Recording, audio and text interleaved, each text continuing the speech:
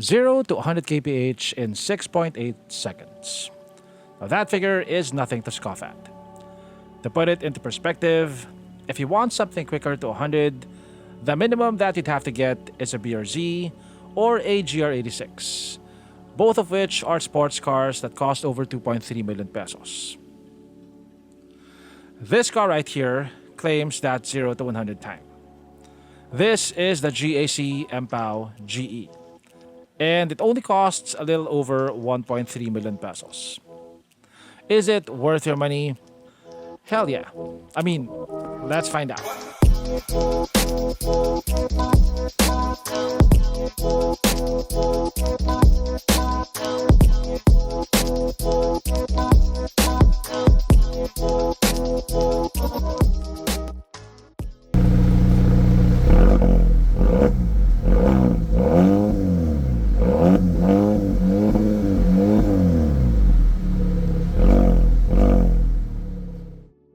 Last time, we got to spend time with the middle-spec variant, whom we have affectionately named Gabby. This time, we get to experience the Empow in its ultimate form, the Empow GE. Now, this is not just a regular Empow with a couple of cosmetic upgrades. It offers so much more value that it's mind-boggling how it's only 40,000 pesos more expensive than the GB. In this video, we'll talk about the differences between the GE and the GB, and we'll talk about why I think this is the best car for the money.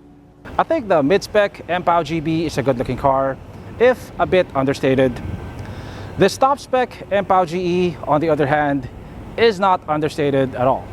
Definitely, you won't mistake this for any other car on the road. Not in this color. So this color is called Matte Fighter Green, and it's exclusive to the GE variant. The Empow is the quickest vehicle in its price bracket, and it really does advertise that fact. One look at it and you know that it's a sports sedan.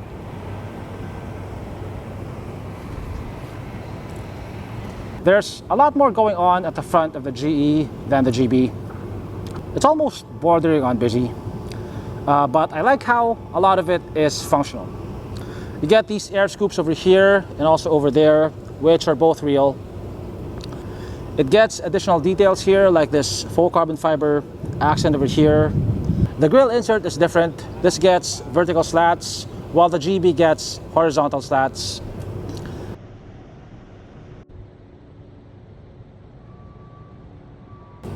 The headlights are the same as the GB. The base model gets 16-inch wheels, the mid-spec GB gets 17s, and this top-spec model gets 18-inch wheels, wrapped in 225/45 series GT Comfort tires. Now, I'm not a fan of the yellow accents at the front, but I like how they color matched it with the brake caliper cover. So it looks like the brake calipers are yellow, but that's actually just a cover. The brake caliper behind it is unpainted. Now, as for the suspension, this gets independent suspension on all four corners. It gets McPherson's at the front and a multi-link suspension at the back. The Empow GE gets quad exhaust tips, 2 more than the dual exhaust tips of the GB variant. Now, while the dual exhaust tips of the GB are fake, all of these are definitely real, and they also sound real good.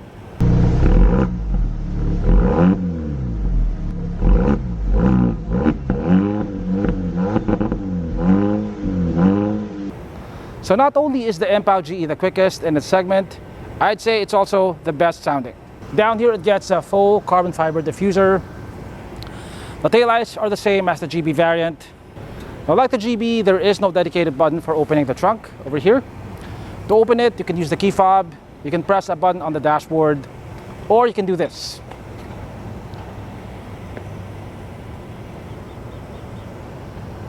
There we go. So it has a sensor at the back, which senses if there's a person standing behind the trunk. So the space here at the back is about what you'd expect from a car in this class. If you need more space, you can fold the second row seats.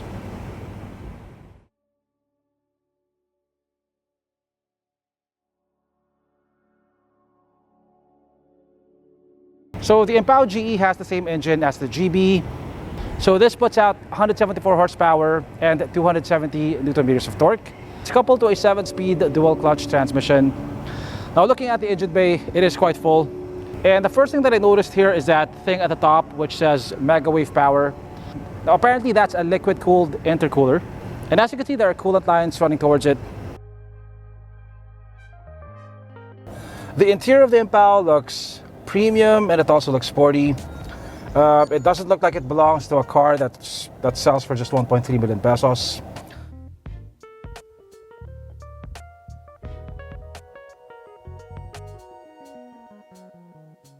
You have this high center console over here, and the dashboard kind of wraps around you like you're in a cockpit. Now, almost everything feels premium. The top of the dashboard is soft touch. This over here is leather wrapped. This is soft touch right here. This is leather wrapped. You get a leather wrapped armrest over here. The seats are covered in leather. Now this GE variant comes with a yellow and black interior color scheme. The GB that we reviewed had a red and black color scheme. And there's also an all black option. Now I believe you can get both the GB and the GE in all three colors, yellow, red, and black. The driver's seat is power adjustable. The passenger seat is manually adjustable. Now one difference between the GE and the GB is that the GE comes with a leather wrapped steering wheel, which I think looks so much better than the polyurethane steering wheel of the GB. It looks and feels really nice. You have these metallic accents down here. You have this carbon fiber trim over here. You get this yellow accent at the top. It has a nice girth to it. It feels nice to grip. And its small size makes it feel really sporty. Also, one more difference between this and the GB is that this comes with paddle shifters. So you can manually shift on the GE, which is something that you can't do on the GB. One more difference between the GB and the GE is that the GE comes with these glossy carbon fiber accents over here and also over here, which I think look much better and look more convincing than the non-glossy carbon fiber accents of the GB. Now in terms of tech, you don't get a wireless phone charger, you don't get a 360 camera, but I think it's still one of the most high-tech sedans in this class, as this comes with a full list of ADAS features. It comes with adaptive cruise control, lane keep assist, autonomous emergency braking, blind spot warning. So it's basically capable of level 2 autonomous driving, which we will demonstrate later. By the way, its competitors like the MG GT and the Geely M Grand lack ADAS features. It has Apple CarPlay. It doesn't have Android Auto, but you do have a phone mirroring app if you have an Android phone. Also, you don't have a 360 camera, but you do get a reverse camera with active guidelines. You get an electronic parking brake, an electronic shifter. Your start-stop button is right over here, which looks quite sporty. You have 5 different driving modes, and you can choose your driving mode using this knob over here. You also have a physical volume knob over here. You get single zone climate control, and you get physical knobs and buttons. In terms of storage, you have a pretty sizable glove box over here. It's also dampened. You have 2 cup holders, but only one cup holder is accessible if the armrest is down, as the other cup holder is underneath the armrest. Now behind the cup holders, you have quite a bit of storage. You also have quite a bit of storage underneath the center console. That's enough space to fit a handbag. You also have 2 USB ports down there and one 12-volt outlet. You may not have a wireless phone charger, but you do have a recessed area here for your phone. It also has this non-slip surface. And like the GB, this also gets a sunroof, although it's not panoramic. So the Empow is actually very spacious for a sedan. I have a lot of legroom. That's about isang dangkal or 7 inches. The flooring is not too high, it's not too low. It's not completely flat, but the center tunnel is not that high. Now curiously, they only put one aircon vent back here. I'm not sure why they did that, but that might cause some conflict if you have 2 passengers at the back. You also have one USB port back here. You get a foldable armrest, which is nicely padded, and thankfully you do get 2 cup holders. So at least that's something that the rear passengers won't have to fight over. The headroom is pretty good. I have about 2 inches of headroom. which is impressive for a car with a sloping roofline. Now this over here is hard plastic. At the front it's soft touch, but the armrests are still covered in leather. You also get the same carbon fiber accents over here, and you get yellow seat belts, which might be a love it or hate it thing for some people. Now, because the sunroof is not panoramic, you don't really get the benefits of having a sunroof back here. You don't even see much of the sky from here.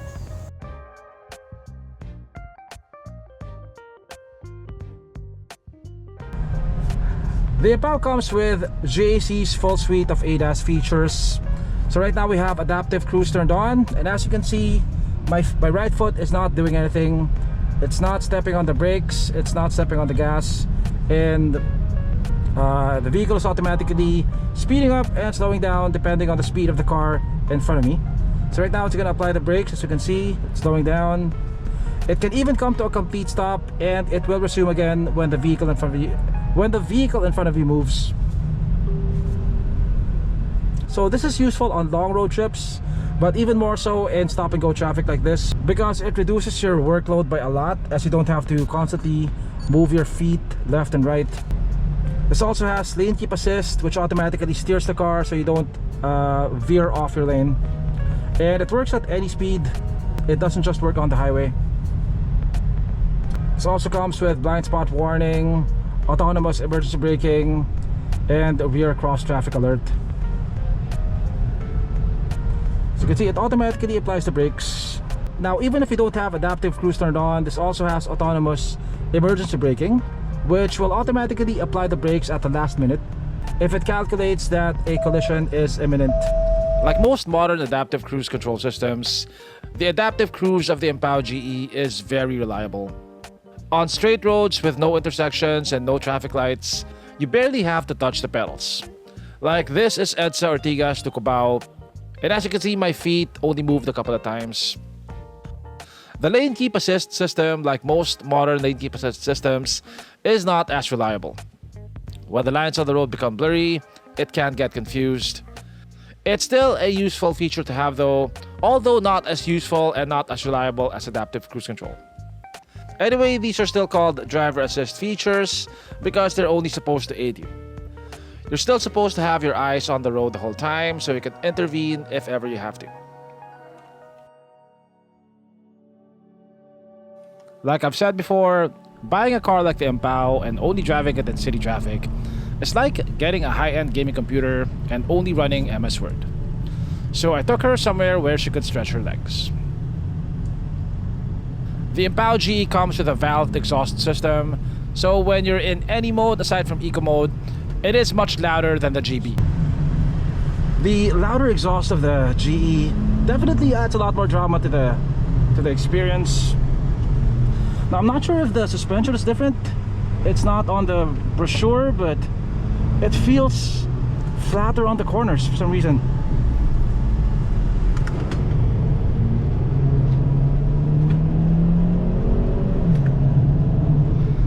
Now this comes with paddle shifters, which is one of the major differences between this and the GB variant. It takes a while to shift though. It's not very responsive.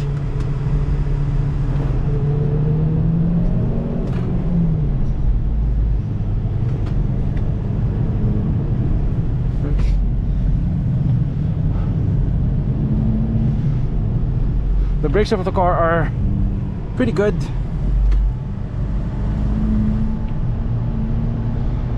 So we're currently in Sport Plus mode, and in Sport Plus mode, the steering feels sharper, it feels heavier.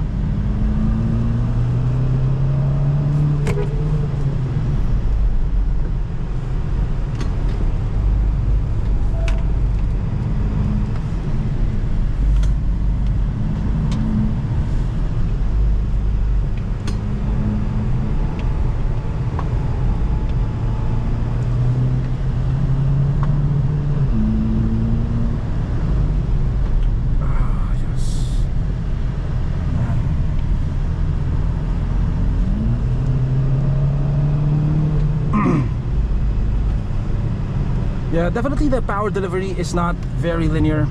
You get a sudden surge of power when you go over 3,000 RPM, which is expected from a turbocharged car, especially with such a low displacement. But the power is definitely good. When you reach those higher RPMs, it is very rewarding. The Empow has 5 different driving modes, including an unlockable mode called Sport Plus. Now, to unlock it, you have to earn driving points, kind of like a video game, and your mileage has to be at 3,000 kilometers. You can also unlock it using a cheat code, which is probably what they did here. In Sport Plus mode, the car transforms into a different beast. The throttle response and the steering become a lot sharper, and the transmission holds onto the gears a lot longer. The GB and the GE have the exact same engine and transmission, but the handling of the GE feels a bit sharper, probably because of the low profile tires. Or maybe it's a placebo effect brought about by the exhaust.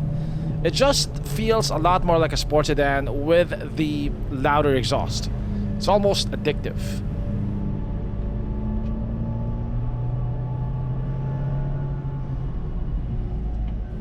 The Empow is the quickest vehicle of any type under 2.3 million pesos. The claimed 0 to 100 time is 6.9 seconds. I timed the GB at 6.8 seconds with the aircon off. I timed the GE at 7 seconds flat, but that's with a lot of wheel spin. With warmer tires, I probably could have achieved the claimed 6.9 seconds. The car is just tuned to destroy 0 to 100 times. The power peaks right at the red line of 5,500 RPM. The gear ratios are so close that when you're flat out, it never drops below 4,000 RPM on upshifts. It is always on boost, and it's always near the power band. At least in a straight line, it beats a lot of more expensive and more powerful cars. The car has a Jekyll and Hyde personality. In Sport Plus mode, it is very loud and aggressive. But if you want to relax and be more subtle, you can put the car in Eco mode. In Eco mode, the exhaust note becomes more quiet, the throttle response becomes a lot more dull, and the transmission shifts a lot earlier. The car also has very good noise insulation, and the suspension is quite compliant. Now, if you couple that with the vehicle's driver assist features, it can be a very relaxing car to drive, if you want it to be. Despite the impressive performance of the Empow, its fuel economy is surprisingly very good.